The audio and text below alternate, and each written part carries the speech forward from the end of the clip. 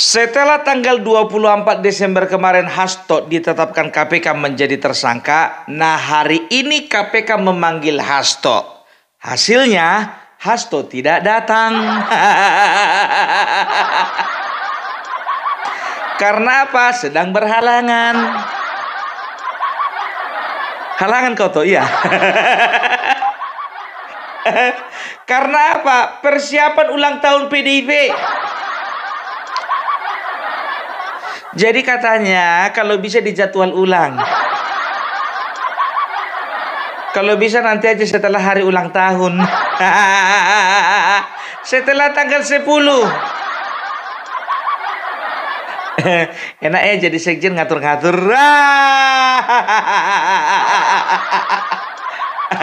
Tapi nggak apa-apa, ya itu dimaklumi ya, karena siapapun yang dipanggil berhak untuk menjadwal ulang. Sama ya, Sona gitu juga jadwal ulang. Asal betul untuk persiapan ulang tahun PDIP, tapi lucu ya, lagi ada masalah bisa yang ngerayain ulang tahun. Kalau kami jujur aja, kalau ada masalah ekonomi di keluarga kami, ditunda itu ulang tahun. Ya tapi bisa juga dibikin ulang tahun biar apa ya kan, biar tetangga gak tahu kita lagi ada masalah.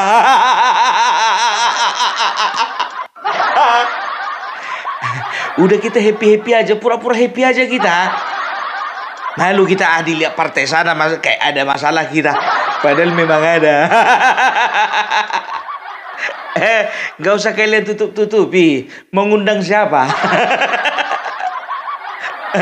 Kita lihat nanti ulang tahun mereka. Ada gak ketua umum partai yang lain diundang? Mudah-mudahan ada.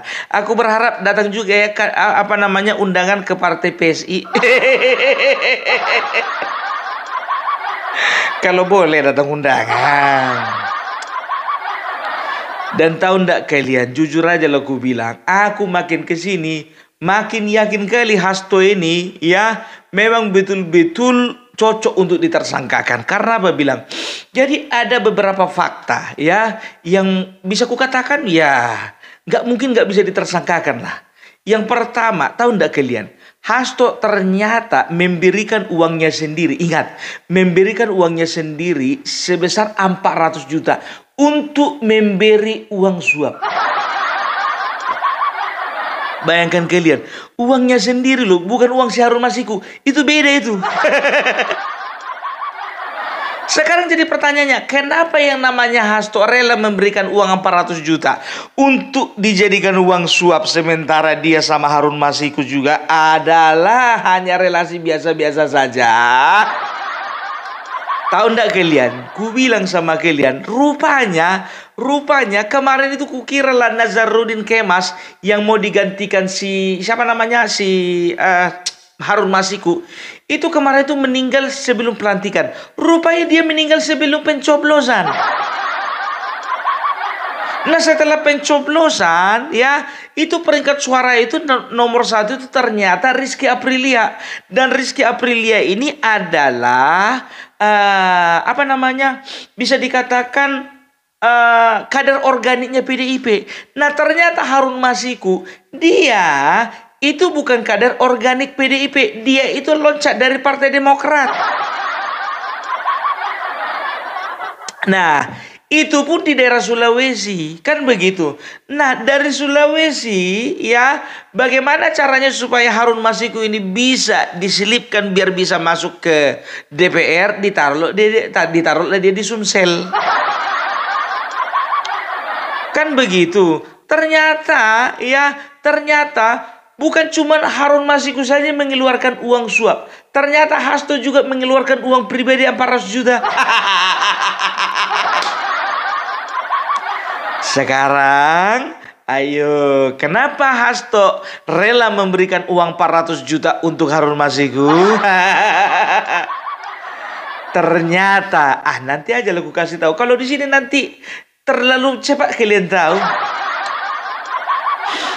Dapat bocoran dari mana pun ada aja lah. Ya, ternyata tahu ndak kalian, antara Hasto dan Harun Masiku diperkirakan, ini diperkirakan ya supaya jangan hoax ya, diperkirakan mereka ini sedang barter kasus, barter kepentingan. Kepentingan apapun nanti kita perjelas. Itu yang pertama. Baru yang kedua ya. Yang kedua ya. Jadi si Harun Masiku ini ternyata ya beberapa hari sebelum menghilang ya, dia itu sempat berkomunikasi dengan Hasto lewat telepon. Nah, Hasto ya ternyata dia menyuruh supirnya sebagai penengah antara Hasto dengan Harun Masiku.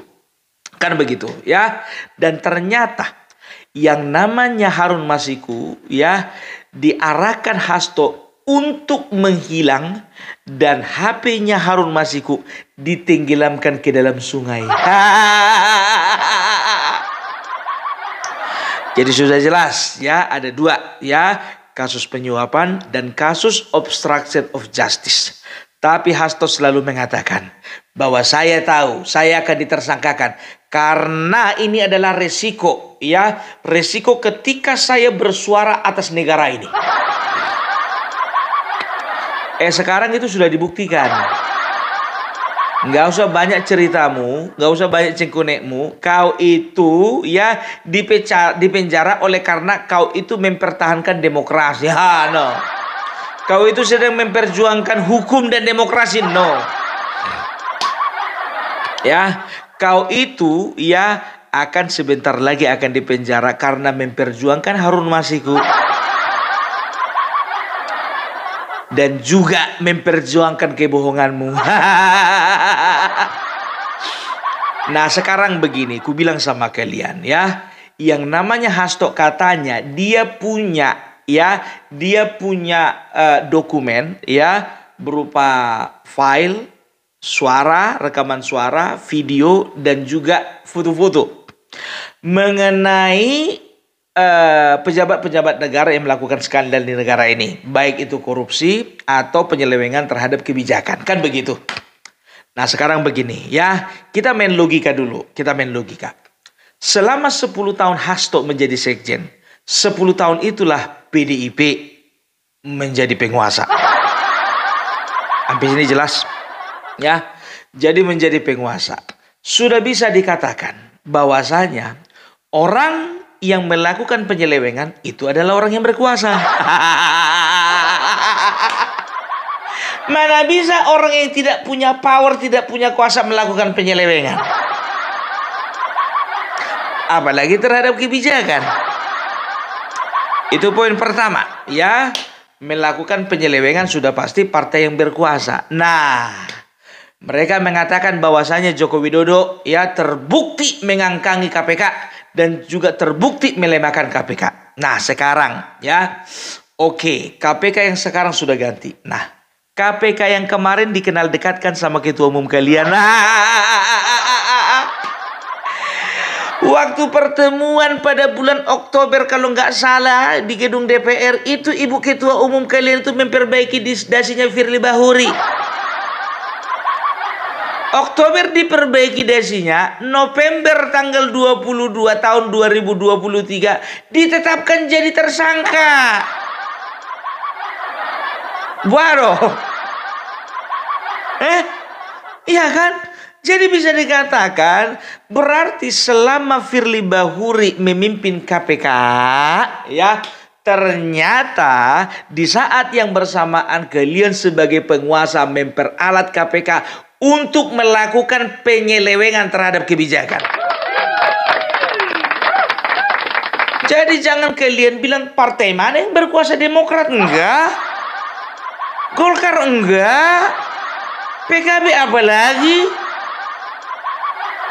Sudah jelas-jelas ya, yang dekat dengan KPK itu partai kalian. Nah ya, masih ingat beberapa tahun yang lalu waktu pemilihan ya, pemilihan ketua KPK. Nah, Masinton Pasaribu terlihat sangat jelas pasang badan bagaimana mengawal supaya Firly Bahuri dipilih menjadi ketua KPK. Banyak media kemarin itu menyoroti. Gak mungkin ku karang-karang ku kitik-kitik. Ya, baca kalian, cari kalian di Google, kedekatan Firly Bahuri dengan Partai PDIP. Jelas itu semuanya. Sekarang Hasto, ku bilang sama kau, video yang mana? Untuk apa? Kalau misalnya kau punya video, ngapain kau notariskan dia apa di Rusia? Mau laporan kau sama Putin? Lapor sama ketua umummu. Ini kau titip pula sama si Koni. Nah, sekarang ku bilang ya sama kalian. Ya, ini nih. Ini kalau ku bilang ini bisa dikatakan ini fakta ini. Ya, menurutku ini fakta. Ya, jadi waktu 10 tahun kemarin Bapak Jokowi sebagai seorang presiden, bisa dikatakan beliau itu adalah presiden yang teraniaya. Berkuasa tapi seolah-olah tak berkuasa. Kan begitu? Iya kan? Punya power tapi seolah-olah gak punya power. Karena apa? Kalau bisa ku prediksi, ya kalau bisa ku kasih pendapatku, ya bisa dikatakan Bapak Jokowi di dalam menjalankan pemerintahannya itu selalu dimonitor sama Ibu Ketua Umum. Ya, selalu ya dimonitor. Kalian tengok aja, pernah nggak kalian tengok tertangkap mata kalian melihat foto di mana Ibu Megawati duduk di sini, Bapak Jokowi duduk di sana Puan Maharani foto-foto. Ya, jadi bagi Megawati, ya, yang namanya Jokowi itu tidak lebih dari sekedar petugas partai. Kan begitu, ya. Ku bilang sama kalian, jujur saja, Bapak Jokowi itu pasti terbeban pikirannya. Bagaimana caranya mengutamakan kepentingan rakyat dan dalam waktu bersamaan mengutamakan kepentingan partai. Sudah nyata, sudah jelas bahwasanya Ibu Megawati mengatakan setiap kadernya adalah petugas partai. Ya, Arteria Dahlan mengatakan bahwasanya ya dia itu merasa senang melayani Ibu Ketua Umum, melayani the Royal King, the Royal Family. Makanya dia serahkan begitu saja sama Romi Soekarno. Ya, waktu mau jadi anggota DPR. Kan begitu, ternyata dia korbankan semuanya demi keluarga Megawati. Nah, ternyata ya Bapak Joko Widodo ini bisa dikatakan, kalau aku lihat ya, di dalam pemerintahannya itu dia pasti punya relasi yang baik dengan orang-orang PDIP. Dan dia sudah bisa dikatakan bisa memilih. Ya, dia itu bisa memilih dan memilah mana yang kawan sejati dan mana yang bukan kawan sejati. Ya, walaupun di dalam sebuah partai, di dalam partai yang sama. Nah, dalam PDIP itu sendiri, kader-kadernya itu terbagi menjadi dua. Ya, pertama loyalis kepada Ibu Ketua Umum dan kepada partai. Yang kedua, mereka itu loyal terhadap Joko Widodo dan juga kepada partai. Kenapa aku katakan demikian? Ya, karena bisa dikatakan di dalam PDIP waktu itu walaupun Ibu Megawati menjadi ketua umum, tidak bisa dipungkiri kekuasaan terbesar di bangsa ini adalah presiden, kan begitu. Nah, otomatis akan banyak kader-kader dan juga simpatisan itu yang bukan hanya mendekat kepada Ibu Megawati, tapi juga mendekat kepada Bapak Joko Widodo. Kan begitu, ya. Nah, seiring berjalannya waktu, ya, mulailah pecah kongsi antara Ibu Megawati dengan Bapak Joko Widodo, ya. Jadi dengan segala perlakuan buruk yang diterima Bapak Joko Widodo dari partai, dari Ibu Megawati, dia dikatakan pengkhianat, dia dikatakan anak durhaka, ya dia terima begitu saja. Nah, di Pilpres ya dihantamlah ini PDIP, ya. Dihantam PDIP oleh karena apa? Karena sebetulnya karena kesombongan mereka gitu loh. Aku masih ingat ya Megawati mengatakan kita akan kalahkan mereka dengan 1 putaran, rupanya mereka yang kalah. Ya, jadi terjadilah ya Kim ini menang kan begitu. Nah, pokoknya menanggung malu lah waktu itu PDIP. Nah, harapan satu-satunya PDIP adalah pilkada. Mereka masih tetap merasa paling besar. Biasa itu, ya kan, suara paling kecil, jumlah suara paling sedikit, tapi ngerasa paling besar, keluarnya besar kali, kan begitu. Nah, ternyata pilkada, Kim ini bertambah menjadi Kim plus, ya. Jadi ditambah-tambahlah dengan PKS, merapatlah juga PKB, ya. Pokoknya bisa dikatakan partai-partai lainnya merapat, kan begitu. Tinggallah PDIP seorang diri. Tinggallah PDIP seorang diri. Nah, mulai dari situ bertempur habis-habisan lah. Nah, sekarang ya bisa dikatakan ya partai dan juga kader dan juga simpatisan ya mereka ini memang berjuang habis-habisan. Ya berjuang memang total gitu loh. Makanya kita lihat ya waktu pilkada kemarin sama gempurannya dengan pilpres kemarin. Karena apa? Karena Bapak Jokowi bersama Bapak Prabowo ya mampu ya untuk memanage partai-partai yang ada di lingkaran mereka untuk bekerja maksimal. Begitu juga kadernya, begitu juga simpatisannya. Nah, ya rakyat pun juga pasti terkesan dengan apa yang dilakukan Bapak Prabowo dan juga Bapak Joko Widodo ini. Ternyata ya banyak dari partai PDIP ini yang ada di daerah ya, mau yang ada di pusat ataupun di daerah ya, itu ternyata mereka itu masih menyimpan simpati kepada Bapak Jokowi. Yakin karena apa? Karena bisa kita lihat ya, termasuk salah satunya kantong PDIP yang ada di Jawa Tengah itu berhasil dikuasai Bapak Prabowo dan Bapak Jokowi. Sumatera Utara begitu juga ya, direbut oleh Bapak Prabowo dan Bapak Jokowi. Aku katakan Bapak Prabowo dan Bapak Jokowi ya. Aku nggak mau bilang cuma Bapak Prabowo sendiri. Karena apa? Karena ada andil dari Bapak Jokowi ya. Kalian lihat saja banyak kepala-kepala daerah itu yang foto-foto sebelum melakukan pencoblosan, foto-foto dulu sama Bapak Joko Widodo, kan begitu ya. Dari situ kita bisa melihat bagaimana ya mereka itu mengharapkan support, endorse dan juga doa dari Bapak Joko Widodo. Salahnya mungkin saja ada beberapa calon-calon ya yang dari PDIP sebetulnya kepengen juga foto-foto. Karena banyak di antara mereka ya masuk ke partai PDIP karena Bapak Joko Widodo. Itu dia. Tapi nggak semua orang ketika Bapak Joko Widodo, kan Bapak Joko Widodo kan belum dikeluarkan dari kader, kan begitu, dari partai ya. Makanya mereka tetap bertahan. Yakin aku, kalau misalnya PDIP mengumumkan Joko Widodo dipecat jauh hari sebelum pilkada, makin hancur mereka. Makin hancur karena apa? Ya karena bisa dikatakan ya orang-orang yang masih loyal kepada Bapak Joko Widodo ini masih mengharapkan Bapak Joko Widodo kembali ke PDIP. Kan begitu? Karena memang KTA masih dipegang. Ya,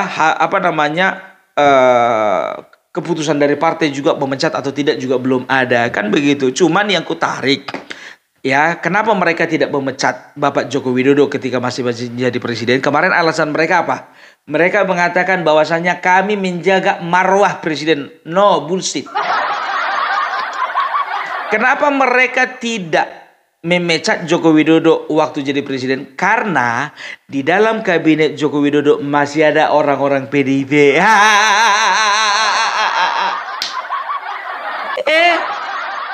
Nggak usah banyak cerita lah. Menjaga marwah.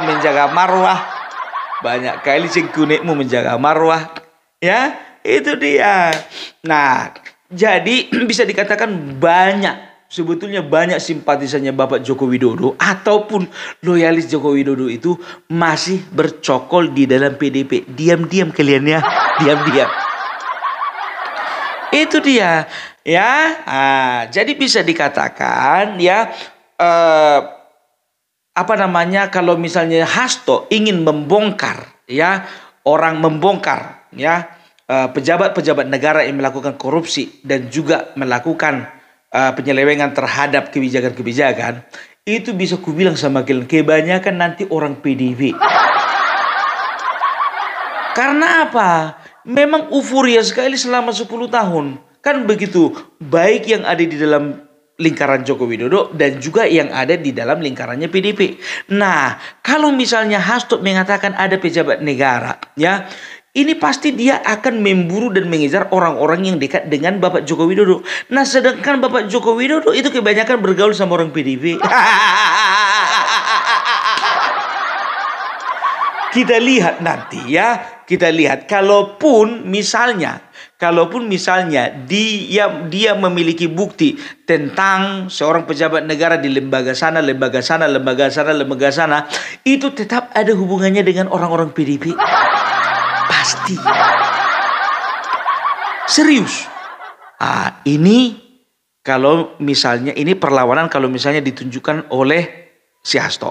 Nah, sekarang begini. Kalau misalnya ya perlawanan yang ditunjukkan si Hasto itu kekuatannya tidak seberapa dengan perlawanan yang ditunjukkan Bapak Jokowi, gimana ceritanya itu? Iya, jujur aja gue bilang sekarang begini. Kalau berbicara penyelewengan, berbicara korupsi, berarti ada anggaran yang dikorupsi. Siapa ketua anggarannya? Ketua anggarannya masih dari PDP, Said Abdullah. Dan tahu ndak kalian, aku agak curiga ini dengan ketua Banggar ini. Loh, ketua Banggar, badan anggaran.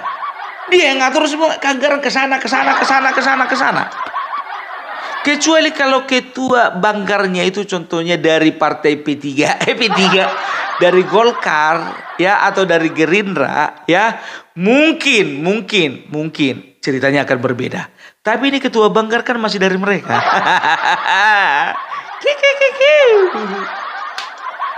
Ya, jadi kita lihat nanti orang-orang yang mana dan orang-orang seperti apa yang mau ditunjukkan si Hasto ya. Apakah orang-orang yang memang tidak ada kaitannya dengan PDP atau orang-orang yang tetap ada kaitannya dengan PDP. Makanya pusing sendiri dia ini. Karena yang berkuasa PDP. Mana bisa partai tidak berkuasa melakukan penyelewengan? Itu dia. Loh, Bung, berarti kau mau mengatakan bahwasanya Bapak Joko Widodo juga ada andil di dalam penyelewengan yang mereka lakukan? Belum tentu. Karena apa ya? Ketika Bapak Joko Widodo contohnya di dalam tekanan atau di dalam pressure ya, memberikan posisi kepada si anu orang partainya tersebut kan begitu. Ayo udah dia lepas tangan. Ya, kerjakanlah kerjamu, ku kerjakan kerjaku. Kan begitu kan? Yang penting dia ya memberikan kuasa, memberikan kewenangan kepada orang-orang di bawahnya itu ya dimonitor, tapi kan nggak bisa monitor sepenuhnya dan dia tidak bisa jamin akan ada penyelewengan kan begitu. Jadi kita lihat aja nanti ya. Bongkar ya, itu yang kami harapkan darimu ya. Oke, jadi itu dulu toh ya. Selamat untuk Hasto ya, mudah-mudahan di penjadwalan berikutnya boleh datang ke KPK. Oke, jadi itu dulu dari Opung Parbilak. Salam NKRI, harga mati.